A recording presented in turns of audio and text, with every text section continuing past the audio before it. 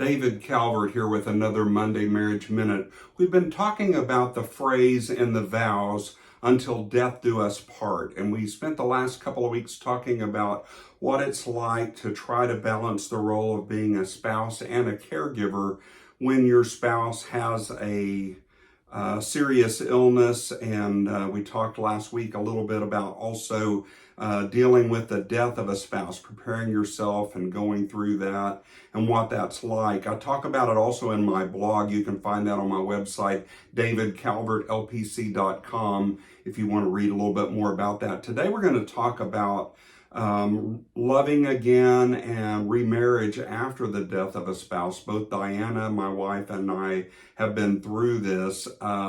Diana, I think, handled things a little better than I did when her husband, Don, who, by the way, was a friend of mine from Oklahoma Baptist University, and Don was a pastor. He died at the age of 50 in 2011. My first wife, Carla, she and I were married 34 years. She died in February of 2016 after an extended respiratory illness, and she had had a lot of other medical problems before that.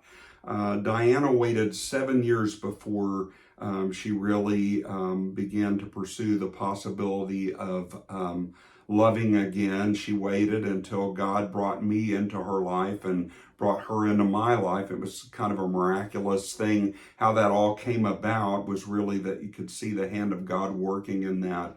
But unfortunately, I did not wait as long as I should have to start dating. I really believe that after the death of a spouse, you should wait at least a year, probably longer. It just takes that long to really do the grief work and to process through the emotions of having loved someone that long, and the loss of that love, and just getting comfortable in your own skin, being a single human being again.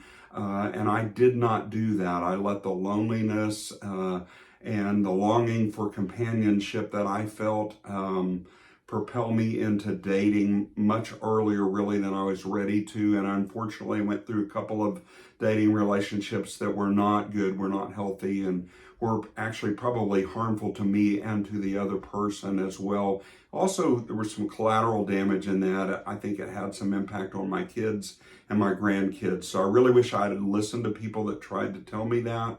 So if there's one thing I would share, is that to take your time and to go slow and to wait and really make sure that you've done the work that you need to do in grieving before you begin to consider that possibility. And then take your time.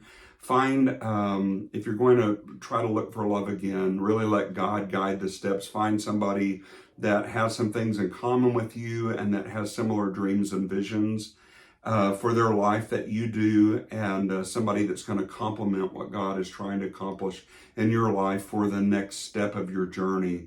If you're going through that, if you are looking for love again after losing a spouse, if you are in a second marriage and you're encountering some hiccups in that, if you want to talk more about that, I would be happy to try to help you with that. You can find out more about me and how to connect with me on my website, davidcalvertlpc.com. Until next time, this has been Monday Marriage Minute. God bless you. We'll see you next week.